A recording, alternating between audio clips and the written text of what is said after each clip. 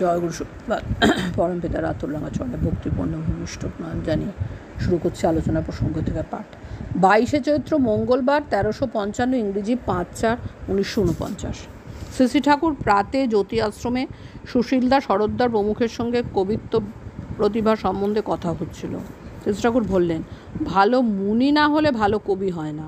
মুনি আর ঋষিতে তফাৎ এই যে মুনি মনন নিয়ে থাকেন, কিন্তু ঋষি প্র্যাকটিক্যাল করার মধ্যে দিয়ে জানেন। তাই প্র্যাকটিক্যাল রিয়েলাইজেশন না থাকার দরুন মুনি বা কবির বিভিন্ন কথার ভিতর হয়তো বা সূক্ষ্ম অসঙ্গতি থাকতে পারে, কারণ সেখানে তখনও প্রবৃত্তির উন্মোচনা থাকা সম্ভব। কথা প্রসঙ্গে শ্রী ঠাকুর বললেন, অজানাকে জানার আগ্রহ থেকেই মানুষ বিবর্তিত হয়ে চলে। যতীনদা পাশে ছিলেন। শ্রী ঠাকুর বললেন, যতীনদা নামটাম করছে খুব, স্নায়ুগুলি তত্তরে আছে। এখন থেকে যদি সুভাষী না হয় তবে দুর্বাসার মতো হয়ে যাবে। শ্রী ঠাকুর রাত্রে জ্যোতি আশ্রমে নামধ্যান সম্পর্কে কথা হচ্ছিল। শ্রী ঠাকুর, সব কাজের মধ্যে দিয়ে সর্বদা নাম চালাবার বুদ্ধি ছিল আমার। তাছাড়া যখনই ফাঁক পেতাম নাম ধ্যান ও ভজন করতাম। কোনো সময় দাঁড়িয়ে দাঁড়িয়ে হয়তো ধ্যানে ডুবে যেতাম, আর উষানিশায় তো করতামই।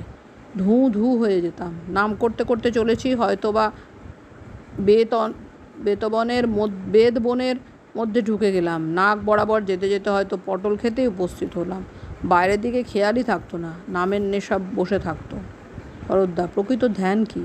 শ্রী ঠাকুর, ধ্যান মানে ইষ্ট সম্বন্ধীয় চিন্তা, ইষ্ট স্বার্থ প্রতিষ্ঠার্থে কী করব, কেমন করে করব, কিভাবে নিজেকে নিয়ন্ত্রিত করব, কোন চলনে চলব ইত্যাদি চিন্তা।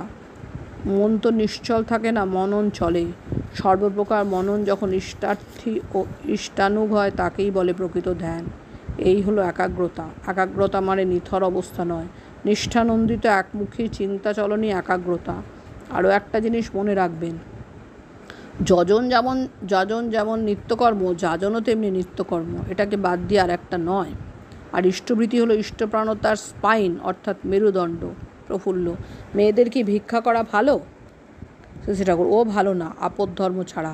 কিন্তু গৃহস্থালির ভিতর দিয়ে স্ব বৈশিষ্ট্য অনুযায়ী কিছু কিছু উপার্জন করার শিক্ষা অভ্যাস তাদের থাকা উচিত। এটা না থাকলে ছেলেপেলেদের মধ্যে অর্জন পটুত্ব গজায় কম। তাছাড়া পরিবারের অভাব অসুবিধার সময়ও তা অতিক্রম করার বুদ্ধি তাদের মাথায় খেলে না। আজে বাজে উদ্বৃত্ত জিনিস যা ফেলে দেওয়া বা নষ্ট করা হয়, তা লাভজনক সদ্ব্যবহার কীভাবে করতে হয় তাও তাদের জানা দরকার। এইভাবে যারা চলতে জানে তাদের সংসারে অভাব অনটন কমই হয়। সুশৃঙ্খলভাবে সংসার করতে শেখা মেয়েদের শিক্ষার একটা অঙ্গ।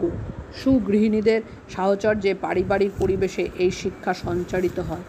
জয়গুরু বন্দে পুরুষোত্তম।